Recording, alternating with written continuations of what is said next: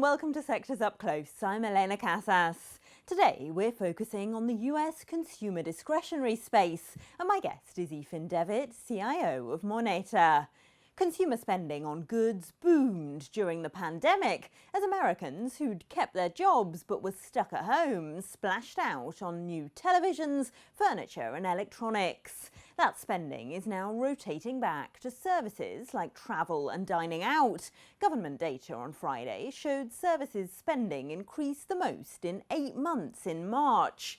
But the figures show Americans are starting to hold back on big-ticket purchases as the highest inflation since 1982 starts to bite in to family budgets. This is the S&P 500 Consumer Discretionary Index. It's down about 20% so far this year. These stocks are some of the most vulnerable to market jitters about the Fed, as the US central bank is set to raise interest rates by 50 basis points tomorrow in an attempt to cool those soaring prices.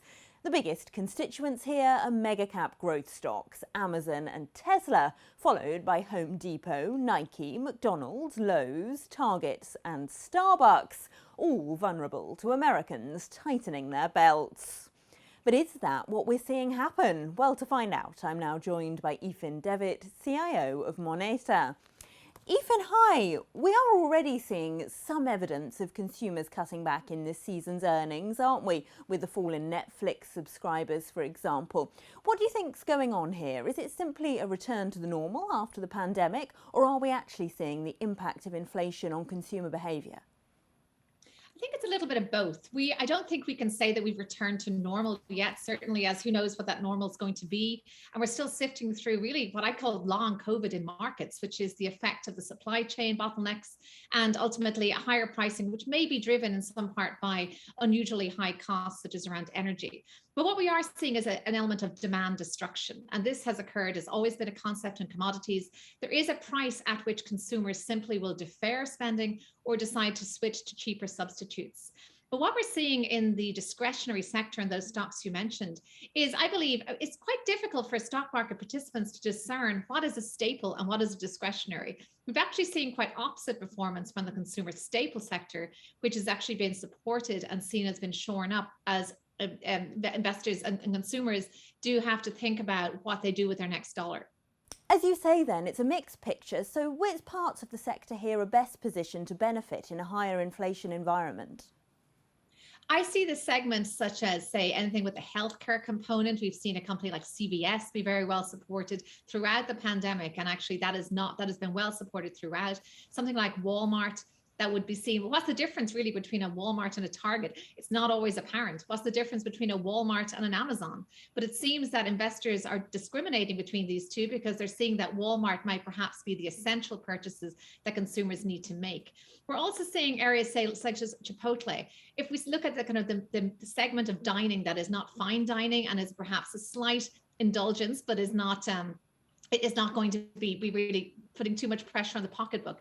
Those are areas where we're seeing quite good support. I'd be very interested to see the McDonald's numbers today. Clearly, supply chain constraints will have put a dent in those earnings, but I do expect that perhaps that's where consumers will be perhaps trading down to areas such as dining, such as fast food. On the other side of the coin then here, which companies would you expect to struggle? I would see anything that has a high component of discretionary expenditure as well as a high ticket item. So that's why we're seeing Tesla's had its own woes. There's been an element of drama behind many of the big tech stocks today, but something that was very particular to the pandemic and the circumstances there, such as Peloton. We've already seen that dramatically down from its peaks. So just something like Netflix streaming, clearly that was very much a function of our stay-at-home environment. And we're now going to be trading, the summer's coming, we're going to be spending less time indoors on screens and perhaps looking at other ways of spending our time. Travel, United Airlines came out recently and said that they expected to see a boom in travel. And that's something we're certainly seeing. We've seen the relaxation of the mask mandate, but ultimately far more consumers now switching to these services that they simply could not indulge in during the pandemic. So there is a shift. Supply chain constraints and price rises will play a role. in the demand. And certainly as we all became used to having things delivered just on time, now having to wait an extra week or so, or even a few days from an Amazon delivery, we would rather switch to a brick and mortar substitute. So we will see a lot of the playing through of some of these long COVID market dynamics in the next few weeks. Can I ask you specifically about Amazon, the biggest market cap in this space? What's gone wrong there? It's interesting because if you actually pick apart the Amazon numbers, the Amazon Web Services has been growing dramatically. And that is a significant portion of the Amazon earnings. Supply chain constraints and inflation, and perhaps an overinvestment in, say, warehouse space, that all bore on earnings this quarter. And certainly we've seen now Jeff Bezos come out with some predictions around tech stocks perhaps being overbought and that there is a correction coming and it's painful. And these kind of sentiments weigh perhaps on investors as they see that that is maybe a harbinger of what's likely to come further down the line. Very briefly then, how would you advise investors to approach the consumer discretionary space? Selectively, as always, looking at fundamentals, trying to pick apart what is the true driver within a discretionary space. As I mentioned before, what makes Target a discretionary stock and Walmart a staple stock? It really is about what are the true drivers of that. If we look at, say, something that has a healthcare component, a pharmacy component that's likely to be well supported, and ultimately being long-term as well. Remembering that nothing is a defensive equity as such, that equities will be all moving in sync as we see market movements such as that we've seen the last few weeks. So being selective, focusing on fundamentals and trying not to time entry or exit. It's a volatile time. It's about battening down the hatches and focusing on the long term. Thanks so much for that, Aoifinn Devitt, CIO of Moneta. Well, before I go, here are some of the stories we're following in this space. Workers at an Amazon warehouse in Staten Island voted against forming a union on Monday, just weeks after organisers celebrated their first victory at another site nearby.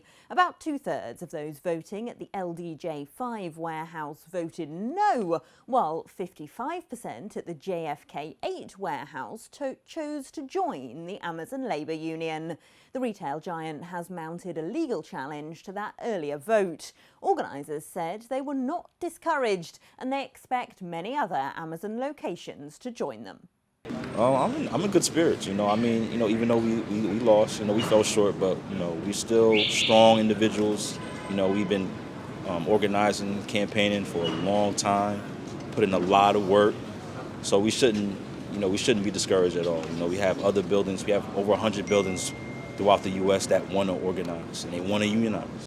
Hotel operator Hilton Worldwide said on Tuesday it has resumed returning capital to shareholders earlier than expected after beating the street as travel demand rebounded. The occupancy rate at its US hotels rose to 61.8% in the quarter.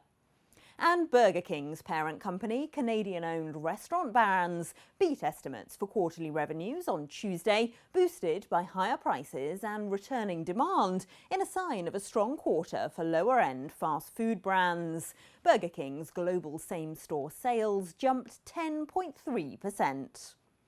And that's your roundup of the US consumer discretionary sector. I'm Elena Casas, and this is Reuters.